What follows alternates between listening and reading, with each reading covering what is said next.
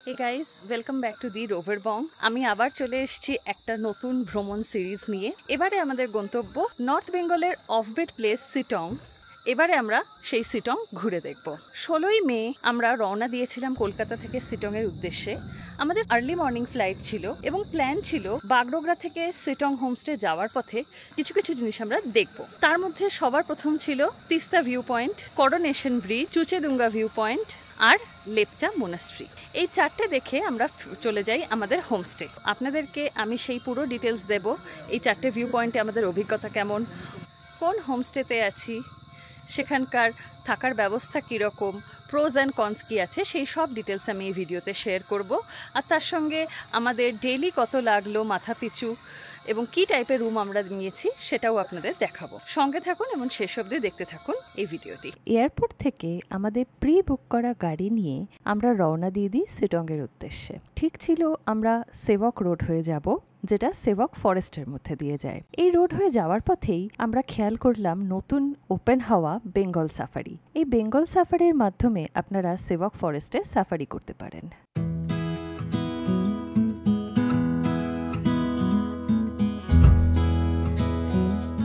Early morning ফ্লাইটের জন্য সেদিন আমাদের ব্রেকফাস্ট করা হয়নি, তাই আমরা সিটং যাওয়ার পথেই একটা দোকানে দাঁড়িয়ে সেদিনের ব্রেকফাস্ট সারি। আর অবভিয়াসলি পাহাড়ের ব্রেকফাস্ট মানে চায়ের সঙ্গে মোমো তো হতেই হবে।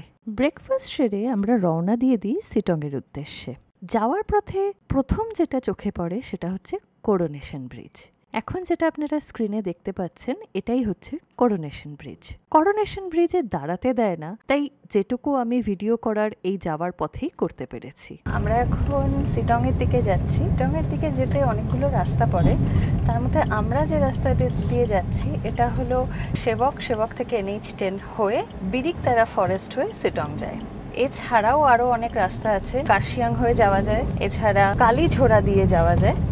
এই রাস্তাটা একটু জ্যাম হলেও রাস্তাটা বেশ বড়, মানে আমি এখন অবধি সেরকম জ্যাম পাইনি। আমার রাস্তাটা ভালো লাগছে কারণ এই রাস্তাটার পাশ দিয়ে তিস্তা নদী বয়ে গেছে এবং সিনারি খুব সুন্দর। এছাড়া শিবখোলা দিয়েও যাওয়া যায়। আমরা বাগডোগরা থেকে শুরু করেছি অ্যারাউন্ড 9:30, তো এখন বাজে 12টা। এর মাঝখানে আমরা প্রায় আধ ঘন্টা 40 মিনিট মতো ব্রেকফাস্টের একটা ব্রেক নিয়েছিলাম। আজকের প্ল্যান, আমরা যাওয়ার পথে করোনেশন ব্রিজ ক্রস করলাম অলরেডি, এছাড়াও চুচেডুঙ্গা ভিউ পয়েন্ট আছে, এছাড়াও আরেকটা তিস্তা ভিউ পয়েন্ট আছে এবং বিরিকদারা ফরেস্ট, সেটা দেখে যাব। আর লাস্ট আমাদের হোমস্টের পাশেই আছে লেপচা মনাস্ট্রি। লেপচা মনাস্ট্রি দেখে আজকে আমরা হোমস্টেতেই স্টে করব। That's the plan. এবার দেখা যাক আজকে কতটা কাভার্ড হয়, কারণ অলরেডি 12টা বাজে।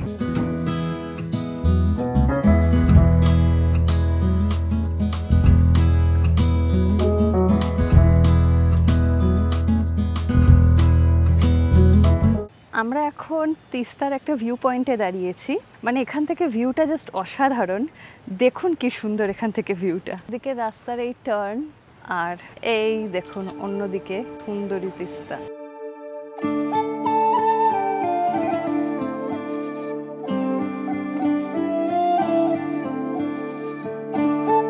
And the best part is এর উল্টো দিকটা দেখুন, তিস্তার কি সুন্দর বাঁকটা নিয়েছে।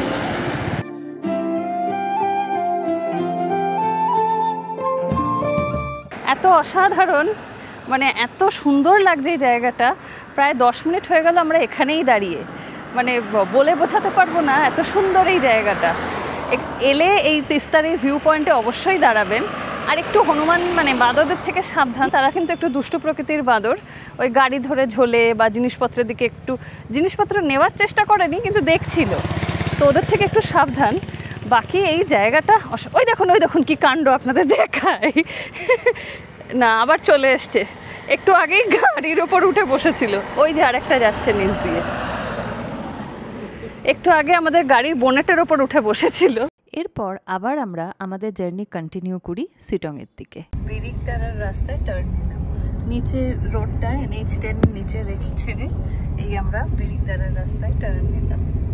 রাস্তাটা একটু স্টিপ, খাড়াই রাস্তা।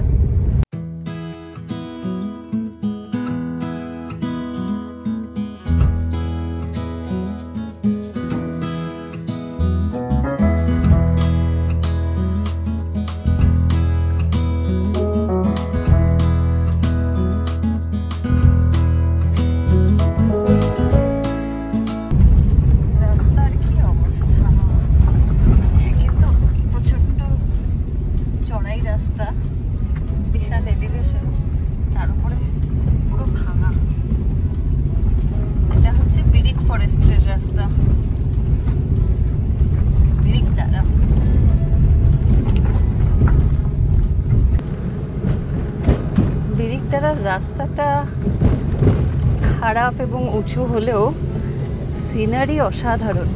এই বিরিকতারার পথ ধরে চুচেদুঙ্গার দিকে এগোনোর সময় আমরা একটা ছোট্ট গ্রাম ক্রস করি যার নাম লঙ্কু। এই লঙ্কু গ্রাম ক্রস করার সময় একটা সুন্দর ছোট্ট ওয়াটারফলস চোখে পড়ে। এই ওয়াটারফলসটা ক্রস করে কিছু দূর এগোলেই আমরা চলে আসি চুচেদুঙ্গা ভিউ পয়েন্টের কাছে।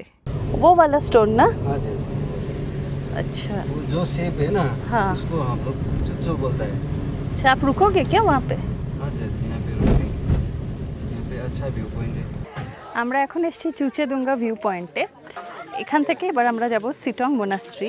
তবে তার আগে আপনাদেরকে এখানকার পুরো ভিউটা আমি ঘুরিয়ে দেখাই।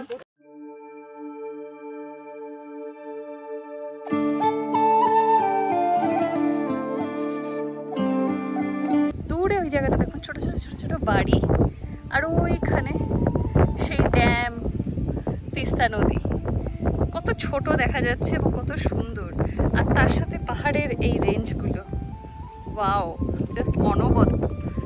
সিটং বেড়াতে এলে চুচেদুঙ্গা অবশ্যই দেখবেন। এবার আপনাদের বলবো কেন এই জায়গাটার নাম চুচেদুঙ্গা। এই যে সুন্দর ভ্যালি ভিউ, এর ঠিক উল্টো দিকে ওই যে পাথরটা দেখতে পাচ্ছেন না, ত্রিভুজের মতো, ওই পাথরটাকে নেপালি ভাষায় বলা হয় চুচে, আর ওই পাথরটার জন্যই এই জায়গাটার নাম চুচেদুঙ্গা।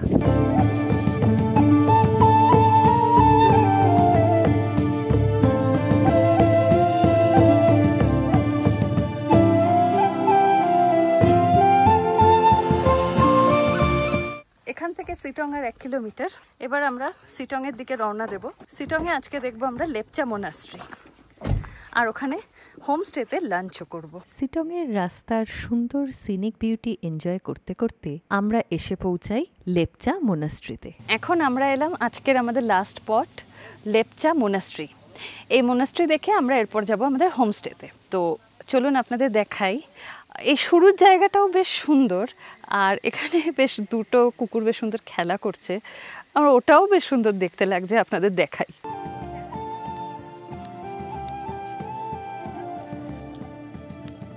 কলকাতা থেকে এখানে এসে একটা মুহূর্তে মনে হচ্ছিল এসি চলছে, দেন আই রিয়েলাইজ গাড়ির উইন্ডো ওপেন আছে, এসি চলছে না। বেশ ঠান্ডা, মানে ঠান্ডা একটা হাওয়া। আমি কোনো সোয়েটার পরিনি, সোয়েটার পরার মতো ঠান্ডা নেই, কিন্তু বেশ সুন্দর স্নিগ্ধ একটা হালকা ঠান্ডা। দিনের বেলা সোয়েটারের প্রয়োজন না হলেও রাত্রিবেলা কিন্তু সোয়েটার এখানে অবশ্যই দরকার। আমরা এগিয়ে চলি মোনাস্ট্রির দিকে। পরিবেশটা বেশ শান্ত, চুপচাপ, সুন্দর ছিল তখন, আর ভিড়ও খুব কম ছিল।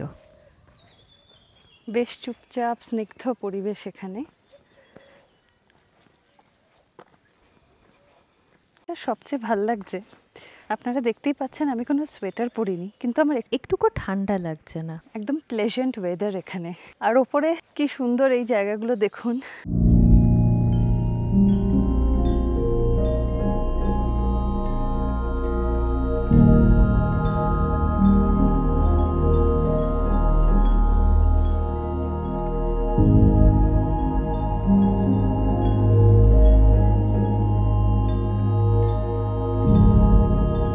মোনাস্ট্রির ভিতরে এখন শুধুমাত্র একটা প্রদীপ জ্বলছে, কারেন্ট অফ।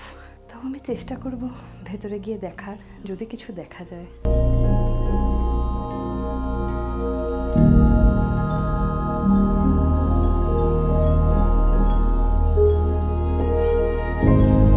এই মোনাস্ট্রিটার নাম হলো লঙ্গো পেলিং গুম্বা, বা এটাকে ছোটা গুম্বাও বলা হয়। এটা এখন লেপচা কমিউনিটির আন্ডারে, ওনারাই এই মোনাস্ট্রি দেখাশোনা করেন বলে এটাকে লেপচা মোনাস্ট্রিও বলা হয়।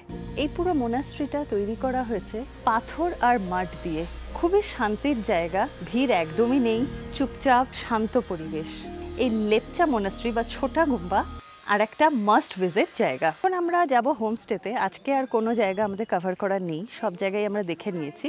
এখন আমরা যাব হোমস্টেতে। আরেকটা জিনিস, করোনেশন ব্রিজ ওনারা বলেন as a view point, but coronation ব্রিজে কিন্তু দাঁড়াতে দেয় না। তো গাড়িতে যেতে যেতেই যেটুকু দেখার সেটুকুই দেখবেন, ওখানে কিন্তু আলাদা করে দাঁড় করিয়ে ফটো ভিডিও করা যায় না। তো ওটা মানে হ্যাঁ, মানে দেখতে পাবেন, বাট দাঁড়িয়ে ফটোশ্যুট বা ভিডিও শ্যুট করার মতো জায়গা কিন্তু করোনেশন ব্রিজ নয়। গাড়িতে যেতে যেতেই যেটুকু দেখা সেটুকু দেখবেন। যাই হোক, এখন আমরা রওনা দেব হোমস্টেতে। আমরা আছি বিশেষ হোমস্টেতে, মানে থাকবো এই 2 দিন, আজকে কালকে। পরশু দিন আমরা রওনা দেব কার্শিয়াংয়ের উদ্দেশ্যে। আমরা দুপুর 2টো নাগাদ আমাদের সিটংয়ের হোমস্টে বিশেষ হোমস্টেতে পৌঁছে যাই। আমি বিশেষ হোমস্টের কন্ট্যাক্ট ডিটেলস ভিডিও ডেসক্রিপশন বক্সে দিয়ে রাখবো। আপনারা এখানে থাকতে চাইলে ওই কন্ট্যাক্ট নাম্বারে কন্ট্যাক্ট করেও আপনাদের স্টে বুক করতে পারেন। এটা হচ্ছে বিশেষ হোমস্টে। সামনের এই 3টে হচ্ছে কটেজ, মাঝখানের কটেজটা কটেজ নাম্বার 3, সেটাতে আমরা রয়েছি। This is how hour homestay in Sittong looks like. এটা হচ্ছে স্কাইওয়াক এরিয়া। এখানে 5 জন মানুষ একসঙ্গে যেতে পারেন, আর জুতো খুলে যেতে হয়। চলুন একবার গিয়ে দেখি স্কাইওয়াক থেকে কি দেখা যায়। যদিও এখন কুয়াশায় ঢাকা, তবু চেষ্টা করব যেটুকু দেখা যায় দেখার। নিচের দিকটা না দেখে মাঝে মধ্যে মনে হচ্ছে যে এই নিচে কিছু নেই, এক্ষুনি পড়ে যাবো। তারপরে খেলে চারে তো কাঁচ আছে, তো আপনাদের দেখাই, দেখুন পুরো ট্রান্সপারেন্ট নিচের দিকটা, এই দেখুন। সেদিন ওই স্কাইওয়াক এরিয়ায় ঘুরে আড্ডা দিয়ে খাওয়া দাওয়া করে আমরা বাকি দিনটা কাটিয়ে দিই। পরের দিন আমাদের প্ল্যান ছিল সিটং ঘুরে দেখার। ডে 2, 17ই মে 2025। আমরা সিটং এর গাড়ি বুক করেছিলাম রোজেশের সঙ্গে। রোজেশের নাম্বার আমি ডেসক্রিপশন বক্সে দিয়ে দেব। আপনারা চাইলে রোজেশের সঙ্গে কথা বলে আপনাদের সিটং ট্রিপের গাড়ি প্রি বুক করতে পারেন। আমরা সেদিন সকাল সকাল ব্রেকফাস্ট করে রওনা দিই মংপুর উদ্দেশ্যে। আমাদের প্রথম দেখার জায়গায় ছিল সেদিন মংপু। এখন আমরা যে জায়গাটা দিয়ে যাচ্ছি ওটাকে বলা হয় Jogighat bridge. Jogighat bridge cross করে এখন আমরা মংপু যাব। আসার পথে যোগীঘাট ব্রিজটা ভালো করে দেখব আর রিয়াং। এখন আমরা আছি মংপুতে। আমরা যে হোমস্টেতে ছিলাম সিটংয়ে, সেখান থেকে মংপু আসতে অলমোস্ট 1 ঘন্টা টাইম লাগলো। মংপুতে আমরা এখন এসেছি, আমরা মংপুর ভেতরে এখন আছি। আমি মংপু পুরো ঘুরবো এবং এখানকার ইতিহাস এবং স্টোরি সব আপনাদের সঙ্গে শেয়ার করব। আমি এখন যাচ্ছি মংপুতে রবীন্দ্র ভবনের ভিতরে। মা আগেই চলে গেছে। আমার মনে হয় এখানে টিকিট কাটতে হয়, তো মায়ের থেকে আমি শুনবো কত টিকিটের প্রাইস এবং আপনাদেরকে জানাবো। গেট দিয়ে ঢুকেই এটা হচ্ছে টিকিট কাউন্টার, আর এর ভেতরেই হচ্ছে মিউজিয়াম। টিকিটের প্রাইস নিল 25 টাকা পার পারসন। আমি এখন মিউজিয়ামের ভেতরে যাব। মিউজিয়ামের ভেতরে ফটোগ্রাফি ভিডিওগ্রাফি অ্যালাউড নয়, তো আমি দেখে এসে আপনাদের সঙ্গে শেয়ার করব। মংপুতে রবীন্দ্র ভবনের ভেতরে রবীন্দ্রনাথ যা যা রচনা করেছিলেন, যে সালে ওনার যে অ্যাচিভমেন্ট ছিল, সেগুলো নিয়ে সুন্দর বর্ণনা দেওয়া আছে। সেখান থেকে আমি জানতে পারলাম রবীন্দ্রনাথ 1318 সাল বা 1912 খ্রিস্টাব্দে এখানে এসেছিলেন। তখন এই জায়গাটাকে বলা হতো শিলাইদহ। উনি অসুস্থ ছিলেন, তাই একটা রিল্যাক্সেশনের জন্য এবং রিজুভেনেট করার জন্য উনি এখানে এসেছিলেন। এখানে যেখানে রবীন্দ্রনাথ এসেছিলেন সেই জায়গাটাকে রবীন্দ্র ভবন বলা হয়। সেই সময় উনি গীতাঞ্জলির কাব্যগুলির ইংলিশ অনুবাদও করেছেন এখানে বসে, তাই এই জায়গাটা বিখ্যাত এবং সেটা এখন কারেন্টলি মিউজিয়ামে কনভার্টেড। আর টিকিট 25 টাকা আপনাদের আমি বলেইছি। ভেতরে ফটোগ্রাফি ভিডিওগ্রাফি অ্যালাউ নয়, তো আপনি যদি সিটংয়ে আসেন বা কার্শিয়াংয়েও যদি আসেন, এই জায়গাটা অবশ্যই ভিজিট করবেন। মংপুর এই জায়গাটা বেশ সুন্দর, আর এখানে একটা সুন্দর ট্রি হাউসও রয়েছে। আমি আপনাদের দেখাচ্ছি, দেখুন বেশ সুন্দর লাগছে। নিচে রবীন্দ্রনাথ ঠাকুরের মূর্তি, ওনার জন্মসাল এবং মৃত্যুসাল সব লেখা রয়েছে, আর তার ঠিক ওপরেই রয়েছে একটা ট্রি হাউস। আমরা মংপু ঘুরে এবার যাব যোগীঘাট ব্রিজ। আসলে সিটং থেকে মংপু আসতে হলে যোগীঘাট ক্রস করেই আসতে হয়। এটা সবচেয়ে দূরের ভিউ পয়েন্টগুলোর মধ্যে, তাই আমরা ভাবলাম ফার্স্টে, বৃষ্টি পড়ছে মনে হয়, ফার্স্টে মংপুটা ঘুরে নিই, দেন যাওয়ার পথে যোগীঘাট ব্রিজ হয়ে তারপরে সিটংয়ের যে লোকাল সাইট সিনগুলো সেগুলো করব। সেটার জন্যই এখন আমরা রওনা দেব। তো এরপরে আমাদের গন্তব্য যোগীঘাট ব্রিজ, আর তারপরে সিটংয়ের লোকাল জায়গা। আমি আপনাদের সব দেখাতে থাকবো, সঙ্গে থাকুন। এটা হচ্ছে যোগীঘাট ব্রিজ, আর তার পাশে এই রাস্তাটা দিয়ে যেতে হয় নিচে নদীর কাছে। আমরা এখন যোগীঘাট ব্রিজের নিচের রিভারে যাচ্ছি। এখানে যে নদীটা বইছে এটার নাম হচ্ছে রিয়াং নদী। রাস্তাটা বেশ পাথুরে, দেখে দেখেই নামতে হচ্ছে, আমি আপনাদের দেখাই। এবার এখান থেকে নেমে এই সামনে রিয়াং নদী। এখন আমি এসেছি যোগীঘাট ব্রিজে। আমার পিছনের এই ব্রিজটাই হচ্ছে যোগীঘাট ব্রিজ। ওই যে দূরে যে ব্রিজটা দেখছেন ওটা ছিল পুরনো ব্রিজ, তখন এই জায়গাটার নাম ছিল রিয়াংখোয়া। এই নতুন ব্রিজটা তারপরে বানানো হয়। তখন বাবা রামদেব এই ব্রিজটার উদ্বোধন করেন আর এই জায়গাটার নাম রাখেন যোগীঘাট ব্রিজ। আগে ওই ব্রিজ দিয়েই লোকজন যাতায়াত করত, এখন নতুন ব্রিজ হওয়ার পরে সবাই এই ব্রিজটা দিয়ে যাতায়াত করে। খুব সুন্দর জায়গা, আর বিশেষ করে নদীর জলের এই কলকলানি, একটা শান্ত স্নিগ্ধ পরিবেশ দারুণ লাগছে, আর ফটোগ্রাফির জন্য তো খুবই ভালো। চলুন আপনাদের সঙ্গে কিছু সিনেম্যাটিক শটস শেয়ার করি।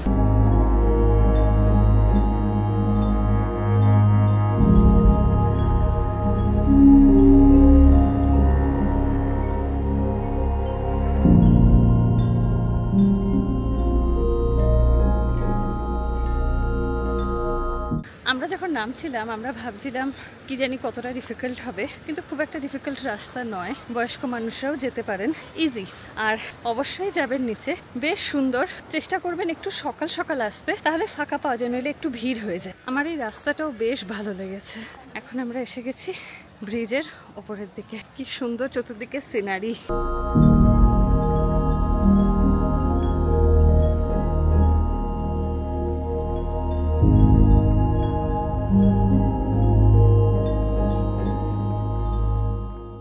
আমরা যোগীঘাট থেকে এখন আমাদের হোমস্টেতে ফিরলাম।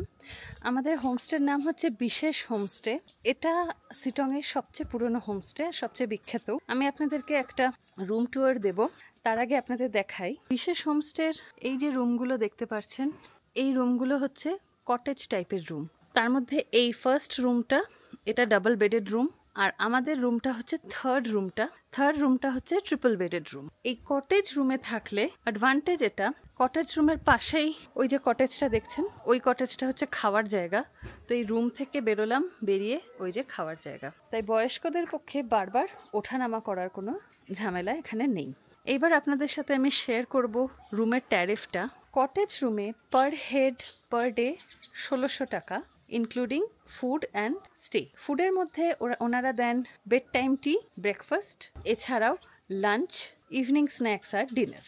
এছাড়া কিছু কিছু আইটেম অ্যাভেলেবেল আছে যেটা আপনি কাস্টমাইজড ওয়েতে অর্ডার করতে পারেন, সেগুলোর চার্জেস আলাদা। এছাড়াও টি আনলিমিটেড আপনি অর্ডার করতে পারেন দিনের যে কোনো সময়। কফি চার্জেবল হলেও it's pretty cheap. Milk coffee 40 টাকা আর ব্ল্যাক কফি 30 টাকা। চলুন আপনাদেরকে ডাইনিং হলটা দেখিয়ে আনি। এনাদের ডাইনিং হলটা খুবই পরিষ্কার পরিচ্ছন্ন। দাদা, আজকে কি কি আছে মেনুতে? আজকে ম্যাডাম রাইস, ডাল, সবজি, আপনাদের জন্য ফিশ আছে, এখানে আন্ডা কারি আছে। আচ্ছা, আন্ডা কারিও আছে, বাহ। আর চাটনি? আর চাটনি আছে, আলু চোখা আছে, লঙ্কা, পেঁয়াজ আর পাঁপড়ও আছে, বাহ। খুব ভালো মেনু আজকে। খাওয়ার সব বুফে সিস্টেম, টেস্টও খুব ভালো, আর শরীর খারাপ সেরকমভাবে আমাদের হয়নি লাঞ্চ বা ডিনার বা ব্রেকফাস্ট খেয়ে। মানে খাওয়া দাওয়া নিয়ে এখানে চিন্তার কিছু নেই, খুব ভালো জায়গা। রুমটা আমার মনে হয় কুড হ্যাভ বিন বেটার। যাই হোক, আমি আপনাদেরকে একটা রুম ট্যুর দিয়ে দিই।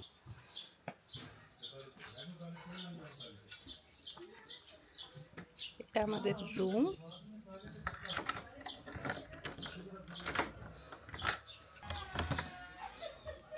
এখানে একটা সিঙ্গেল বেড, এখানে জুতো রাখার জায়গা, ওখানে আমরা আমাদের লাগেজ রেখেছি। এখানে একটা কাপবোর্ড আছে, জল আছে, যদিও টি মেকার আছে কিন্তু চা কফি কিছু নেই। এটা হলো বড় বেড, এটা হচ্ছে ওয়াশরুম। এখানে জামা রাখার একটা আলমারি মতো আছে। এইটা হলো আমাদের পুরো রুমটা। একটা জিনিস বলে রাখি, রুমগুলোতে কিন্তু ফ্যান বা এসি কিছুই নেই, তার প্রয়োজনও হয় না এখানে। তাও যদি আপনার কাছে ফ্যান বা এসি ম্যান্ডেটারি হয়, তাই জন্য আমি জানিয়ে দিলাম এখানে ফ্যান বা এসি কিচ্ছু নেই। ওই জানলাটা আছে, ওই জানলাটা খুলে রাখা যায়, যদিও আমরা খুলিনি। আর দরজা দিয়ে বেরোলে এই হচ্ছে কমন ব্যালকনি, এই হচ্ছে জানলা। এবার আপনাদেরকে আমি ওয়াশরুমটা দেখাবো। এটা হচ্ছে বাথরুমের স্নানের জায়গা। এই যে বেসিন, এইগুলো আমি এনেছি, এগুলো এখানে ছিল না, আপনারাও নিয়ে আসবেন। আর এদিকে হচ্ছে টয়লেট, গিজার আছে, 24 আওয়ার্স রানিং ওয়াটার পাওয়া যায়। টয়লেটারিজ এখানে শ্যাম্পু আর সাবান ছাড়া কিছু থাকে না। আর আপনারা যেটা দেখছেন ওই সাবান বা পেস্ট বা এই হাত ধোয়ার এই সমস্ত কিছু কিন্তু আমার এখান থেকে দেওয়া হয় না। তো আপনারাও যখন আসবেন নিয়ে আসবেন। একটা জিনিস আমার মনে হয়েছে, এই রুমগুলোর ইনক্লুডিং বাথরুম ভেন্টিলেশন একটু বেটার হওয়ার দরকার ছিল। That is one feedback I have. বাকি রুমগুলো ভালোই, এই ছিল আমার রুম ট্যুর। আমাদের লাঞ্চ হয়ে গেছে, এখন একটু রেস্ট নেব। রেস্ট নিয়ে তারপরে আমরা বাকি ভিউ পয়েন্টস, যার মধ্যে অহলদারা ভিউ পয়েন্ট আছে আর নামথিং লেক আছে, সেগুলো দেখতে যাব। লাঞ্চ করে একটু রেস্ট নিয়ে এখন আমরা আবার বেরোচ্ছি। আপনারা সঙ্গে থাকুন, বাকি জায়গাগুলোও আপনাদের দেখাবো।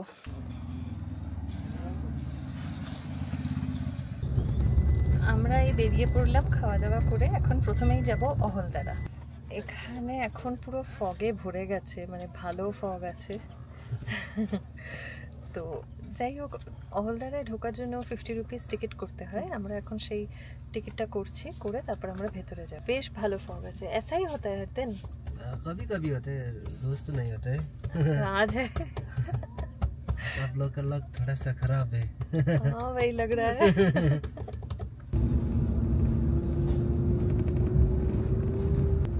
तो फॉग,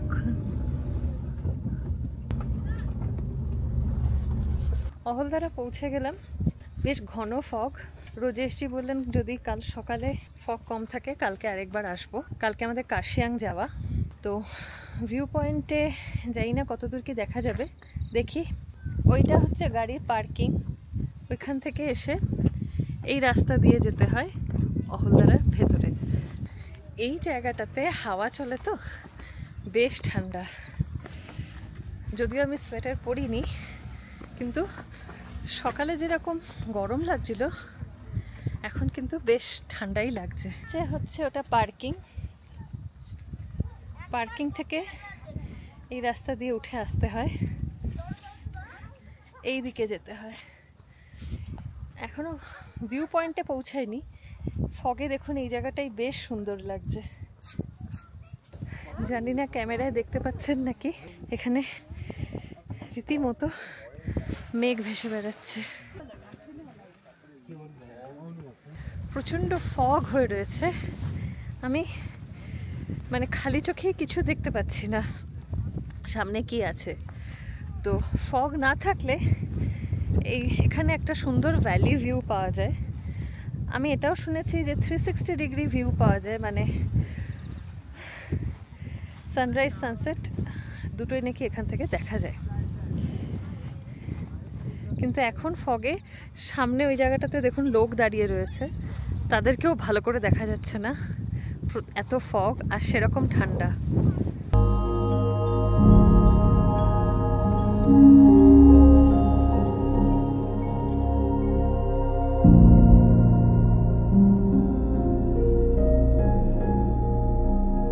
আমরা ওই রাস্তা দিয়েই হেঁটে এলাম।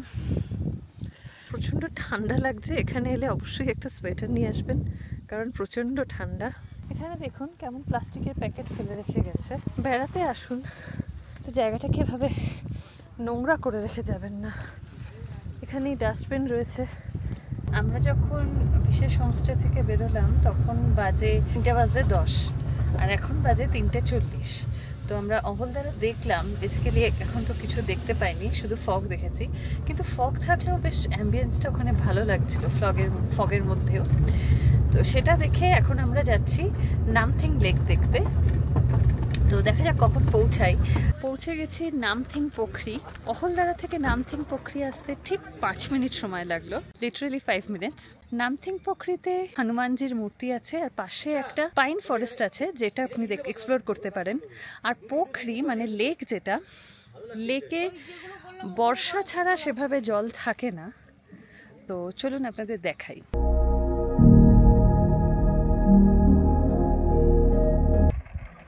এই মুহূর্তে পোখরিতে জল নেই, বর্ষাকালে এই পুরো জায়গাটা জলে ভর্তি থাকে। হনুমানজির মূর্তির পাশেই একটা রাস্তা চলে গেছে পাইন ফরেস্টের দিকে। জানি না কতদূর যেতে পারবো, আমরা তাও যাচ্ছি একটু এক্সপ্লোর করে দেখতে। খুব সুন্দর লাগছে। একটু সাবধানে দেখে যেতে হচ্ছে, কারণ পুরো ভিজে রাস্তাঘাট। তো লাগছে ভারী সুন্দর।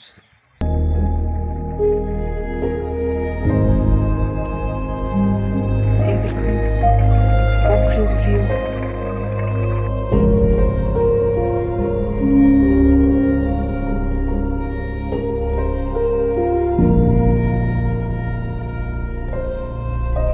এই জায়গাটায় না পাইন ফরেস্টটা পুরো মনে হচ্ছে সেই রাজের পাইন ফরেস্ট। ঘন কুয়াশা আর সেই পুরো বন, মানে দারুণ লাগছে।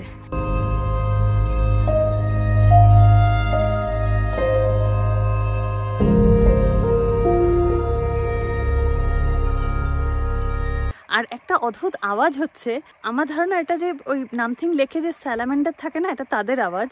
খুব অদ্ভুত লাগছে, মানে বোঝাই যাচ্ছে কোনো একটা প্রাণী আওয়াজ করছে, এটা ঠিক গাড়ি বা অন্য কিছুর আওয়াজ নয়। মানে আমার তো তাই মনে হচ্ছে না, আপনারাও শুনে দেখুন।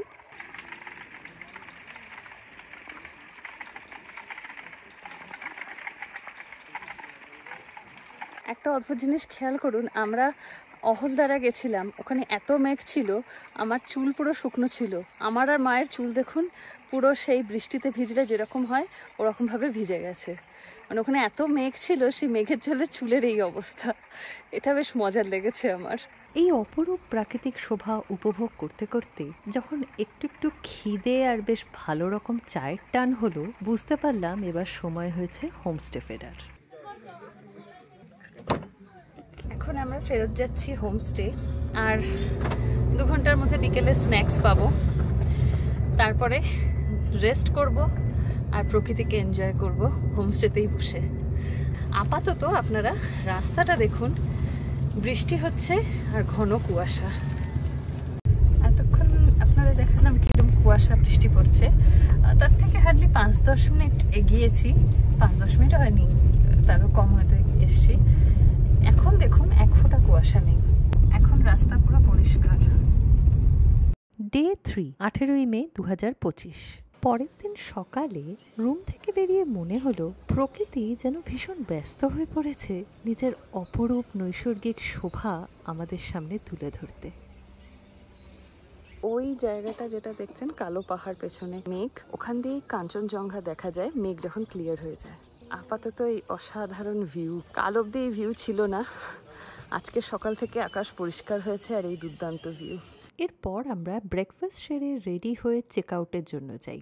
সেখানে আমাদের জন্য একটা ওয়ার্ম সারপ্রাইজ ওয়েট করছিল।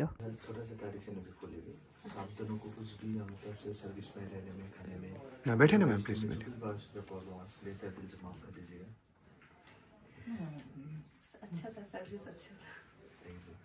It was a great pleasure to have you all. So before leaving, we have a small tradition based culture.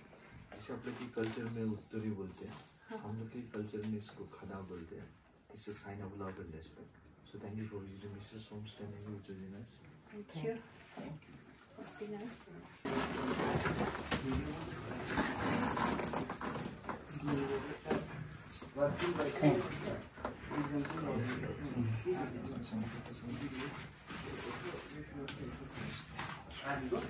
एक छोटा सा गिफ्ट आप दोनों के लिए पैक किया है। हम लोग का खेत का ऑर्गेनिक है, यूजुअली स्मोकी फ्लेवर है, ब्लैक टी पीने में अच्छा होगा। अच्छा। ऐसे बच्चे आप लोग बाहर में खरीदने due to chemical mix, first मिट्टी ऑर्गेनिक टी, हम लोग का खुद का गार्डन है। Smoky flavour. Thank you. Thank you so much. Thank you.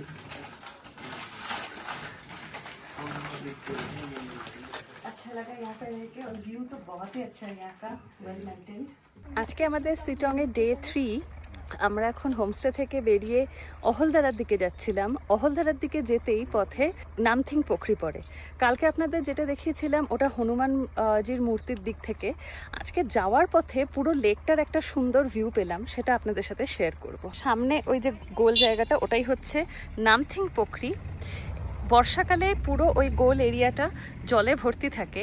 আর এই যে নামথিং পোখরি লেক, পোখরি মানেই হচ্ছে লেক, এই জায়গাটাতে এন্ডেঞ্জার্ড স্পিসিস হিমালয়ান স্যালামেন্ডার দেখা যায়। আর কালকে আমি যে পাইন ফরেস্ট আপনাদের দেখিয়েছিলাম, ওই যে পাইন ফরেস্টটা, ওইটার মধ্যে দিয়ে কালকে আমরা ঘুরেছিলাম, সেটা আপনাদের সঙ্গে শেয়ার করেছিলাম।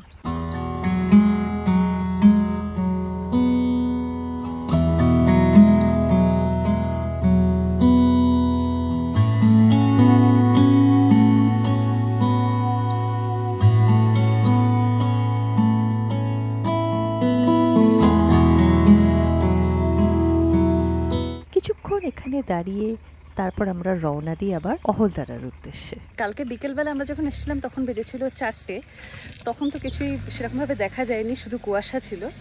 এখন বাজে 11টা। এখন আমরা ওপরে যাব, দেখবো কিছু দেখতে পাই নাকি। দেখা যাক ন্যাচারাল ফরমেশন যেটা রবীন্দ্রনাথ ঠাকুরের ফেসের মতো সেটা দেখতে পাই নাকি। আজকে আশপাশ বেশ ফাঁকা ফাঁকা, মানে বেশ পরিষ্কার, ফগ অতটা দেখছি না কালকের মতো। ভিউটা দেখুন।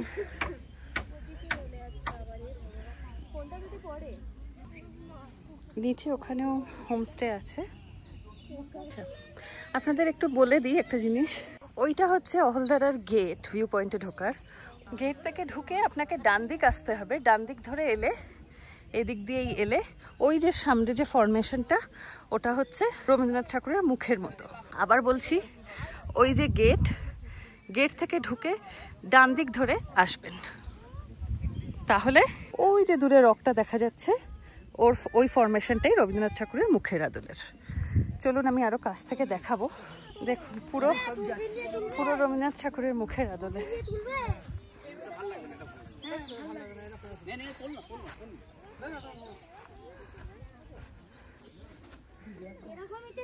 এই দেখুন, ওই যে যে জায়গাটা এখন কুয়াশা দিয়ে ঢেকে যাচ্ছে, ওই রক ফরমেশনটাই রবীন্দ্রনাথ ঠাকুরের মুখের মতো। এটা হচ্ছে একটা ভিউ, কুয়াশা এখনো আছে। ভিউটা দেখুন, কালকে এগুলো কিচ্ছু দেখা যাচ্ছিল না, পুরো মেঘে ঢাকা ছিল, এখন তাও দেখা যাচ্ছে।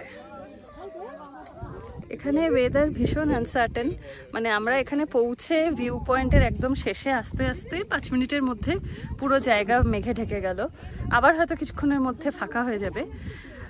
একটা জিনিস, কালকে বিকেলে আমরা এসেছিলাম, আজকে সকালে এসেছি, দুটোর মধ্যে ডিফারেন্স দেখলাম। মানে ওয়েদার ওরকমভাবে বলা যায় না যে বিকেলে ভালো বা সকালে ভালো, কারণ বললাম তো আসার 5 মিনিটের মধ্যে মেঘ কাভার করে পুরো কুয়াশা কাভার্ড হয়ে গেল, হয়তো আবার কিছুক্ষণের মধ্যে ঠিকও হয়ে যাবে। কিন্তু একটা জিনিস আমি দেখছি যে বিকেলবেলা ক্রাউড খুব কম থাকে, সকালবেলা একটু ভিড় বেশি থাকে। আদারওয়াইজ ওয়েদার তো পুরোপুরি আনপ্রেডিক্টেবল এখানে। এখন দেখুন আবার কালকে বিকেলের মতনই পুরো কুয়াশায় ঢেকে গেল। কুয়াশা নয়, এটা মেঘ।